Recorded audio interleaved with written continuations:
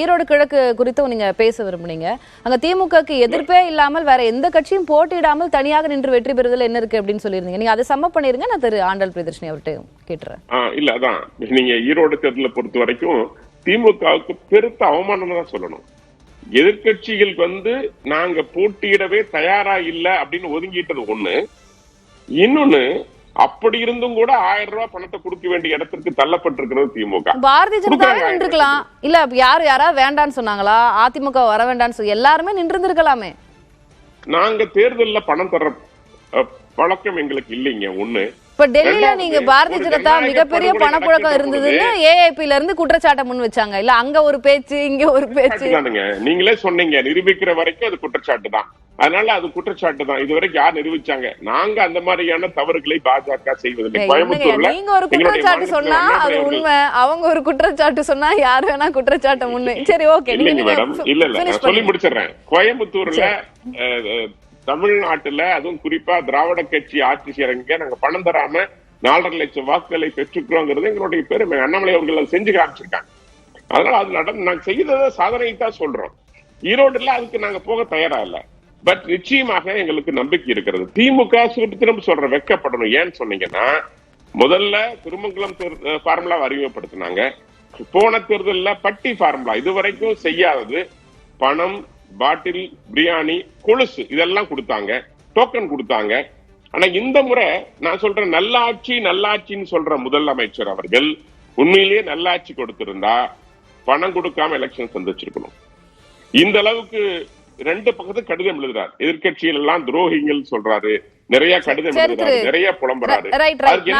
ஆண்டாள் பிரியதர்ஷினி அவர்கிட்ட இல்ல, இது தொடர்ந்து இதே போன்ற குற்றச்சாட்டுகள் முன்வைக்கப்படுது. இல்ல பாரதிய ஜனதா நீ அவங்க டபுள் இன்ஜின், அதுக்கப்புறம் வாஷிங் மிஷின், குதிரை பேரும்னு அவங்களும் ஏதாவது குற்றச்சாட்டு முன்வைப்பாங்க. நம்ம அப்படி போக வேண்டாம். நம்ம அப்படி போக வேண்டாம். திரும்ப ஆண்டாள் பிரியதர்ஷினி உங்களுடைய பதில். எனக்கு அவர் பேசியது முழுமையாக கேட்கவில்லை. இருந்தாலும் அவர் என்ன பேசியிருப்பார் என்கின்ற ஒரு அனுமானத்தில் சொல்கிறேன். எதிர்பக்கத்தில் இருக்கின்ற கட்சிகள் எல்லாமே ஒன்றாய் சேர்ந்து ஒரு மறைமுக சூழ்ச்சியாக அவர்கள் தேர்தல் களத்தில் நிற்காமல் அவர்களுடைய முகமாக, அவர்களுடைய ஊதுகுழலாக இருக்கக்கூடிய நம்முடைய நாம் தமிழர் கட்சியை அவர்கள் களத்தில் நிற்க வைத்தார்கள் அப்படிங்கிறது நமக்கு நல்லா தெரியும். அந்த வகையில எப்படி அதை நீங்க கண்டுபிடிக்கிறீங்க அப்படின்னா, டீம் பார்ட்னர் அப்படின்னு இவர்களுடைய கட்சியின் ஒரு தலைவர் தான் சொன்னார். சீமான் அவர்கள் எங்களுடைய டீம் பார்ட்னர் அப்படின்னு சொன்னாரு. அதே மாதிரி எங்களுக்கு சான்றுகள் தேவை அப்படின்னு கேட்ட உடனே பிஜேபியின் மாநில தலைவர் தான் முன்னாடி ஓடி வந்து சாயங்காலத்துக்குள்ள நான் அதை கொடுக்கிறேன் அப்படின்னு சொன்னார். அந்த வகையில் நம்முடைய இந்த நாம் தமிழர் கட்சி என்பது இவர்களுடைய ஊதுகுழலாக இருக்கிறது. அதனால்தான் இவர்கள் தேர்தலில் போட்டியிடாமல் பின்வாங்கினார்கள் அப்படிங்கிறது நமக்கு நல்லா தெரியும். அதை தவிர இன்னொன்னுமா, அந்த டெல்லி தேர்தலை பத்தி நான் ஒரு சிறிய டெல்லி தேர்தல்ல இப்ப நீங்க சொன்னீங்க 12 லட்சம் அந்த இன்கம் டாக்ஸ் ரிலீஃப் கொடுத்ததுனால ஒர்க் அவுட் ஆச்சா அப்படின்னு. 12 லட்சம் கொடுப்பதாக கொடுத்து விட்டு இந்த பக்கத்தில் இருந்து அவர்கள் ஜிஎஸ்டி வழியாக அதை பெற்றுக் கொள்கிறார்கள் அப்படிங்கறத நீங்க மறந்துடக்கூடாது. அதை தவிர நம்முடைய பிரதமர் ஒவ்வொரு முறை தேர்தல் வரும்போதும் புனித தீர்த்தம் ஆடுகிறார் பாருங்க. அவர் தன்னுடைய பட்ஜெட்டை நம்புவதை விட தன்னுடைய காவி உடையைத்தான் மிக அதிகமாக நம்புகிறார். கடந்த முறை 21 தீர்த்தம் ஆடினார். இந்த முறை மகா கும்பமேளாவில போய் தீர்த்தம் ஆடினார். அமெரிக்காவிலிருந்து இந்தியர்கள் நாடு கடத்தப்பட்ட போது அவர்களை தில்லியில் கொண்டு வந்து இறக்காமல் பஞ்சாபில் கொண்டு நம்ம பேசலாம். திரும்ப ஆண்டாள் பிரியதர்ஷினி, திரு கார்த்தி, பாரதிய ஜனதா மறைமுகமாக நாம் தமிழருக்கு தான் ஆதரவு கொடுத்திருக்குது அப்படின்றது அவங்களுடைய குற்றச்சாட்டு. இல்லை, இந்த பாஜக பி டீம் சங்கி அப்படின்னு தொடர்ச்சியா சொல்லி வர்றாங்க திமுக சேர்ந்த செய்தி தொடர்பாளர்கள். நான் உங்க கட்சியில இருந்து விலகினவங்களே அப்படி சொல்லிதாங்க. இப்ப திமுக விட்டு வெளியேறிய அண்மையில் நிர்வாகி தலித்துகளுக்கு திமுக ஆட்சியில் பாதுகாப்பு இல்லைன்னு சொல்லியிருக்காரு. பேரனுக்கு போஸ்ட் ஓட்ட முடியும்னு சொல்லியிருக்காரு. அதையும் எடுத்துக்கிட்டீங்களா? நான் முடிச்சிடறேன். இந்த பாஜக பி டீம் சொல்றாங்கல்ல, புதிய தலைமுறை தொலைக்காட்சி ஒன்று ஏற்பாடு பண்ணல. யார் பாஜக பி டீம், யார் சங்கி அப்படின்னு.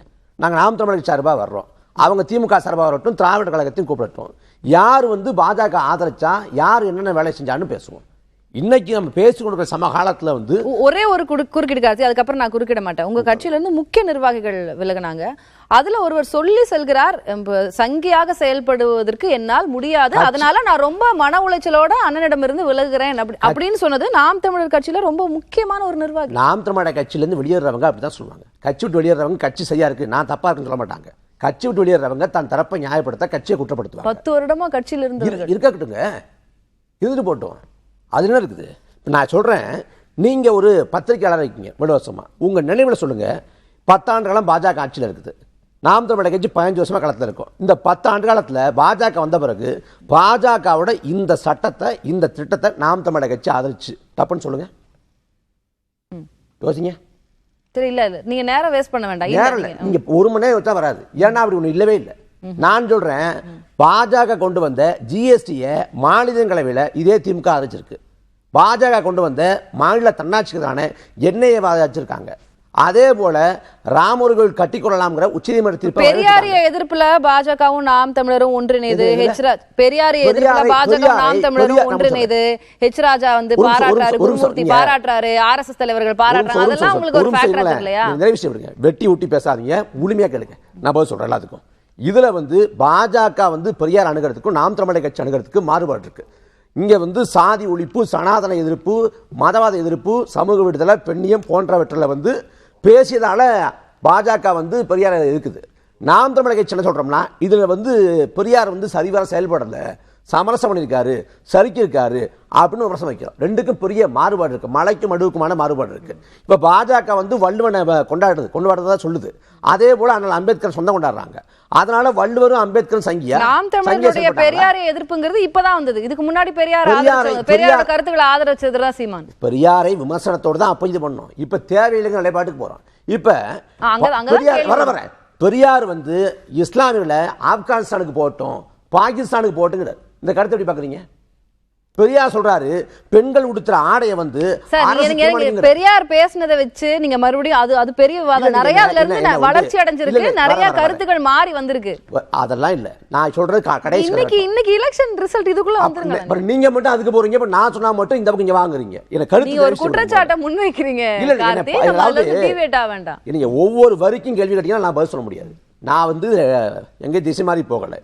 இதுல வந்து நாங்க வைக்கக்கூடிய விமர்சனங்களை எதிர்கொள்ள முடியாம அதுக்கு ஒரு உள்நோக்கம் இருப்பிக்கிறாங்க. இன்னைக்கு நான் பேசிக்கொண்ட சமகாலத்தில் பிரச்சனை இருக்கிறது திருப்பரங்குன்ற மலை விவகாரம். இந்த திருப்பரங்குன்ற மலை விவகாரத்தில் தமிழ்நாடு அரசோட அறநிலையத்துறை வந்து இஸ்லாமிய மக்களுக்கு எதிர் திசையில் நிற்குது. அதே போல இவ்வளவு பேசுறாங்களே, பாஜக இன்னைக்கு வரைக்கும் எஸ் வி சேகர் உறுப்பினர் தான். எஸ் வி சேகரோட அப்பா பேரை வந்து தெருவுக்கு வைக்கிறாங்க. எஸ் வி சேகர் வந்து பத்திரிகையாளர்கள் இழிவாக பேசின குற்றவாளி. அந்த தீர்ப்போட இது வந்துருச்சு, ஜனவரி 2 வந்து குற்றவாளி நிரூபிக்கப்பட்டுச்சு, மேல்முறையீடு போக போறாரு. இப்ப குற்றவாளி நிரூபிக்கப்பட்ட எஸ் வி சேகரோட எப்படி முதலமைச்சர் ஸ்டாலின் இருக்கிறாரு? அப்ப மேல்முறையீடு வர்றப்ப தமிழ்நாடு அரசு எப்படி எதிரான வாதங்களை வைக்கும்? பாஜகவு அனுசரணையாக எல்லா வேலையும் செய்வது திமுக. பாஜக வளர்த்து கொண்டிருப்பது திமுக. இன்னும் சொல்ல போனா கடந்த காலத்தில் வளர்த்து விட்டது திமுக. பாஜகவோட 5 ஆண்டு காலம் மத்திய அமைச்சர்கள் பங்கேற்றது திமுக.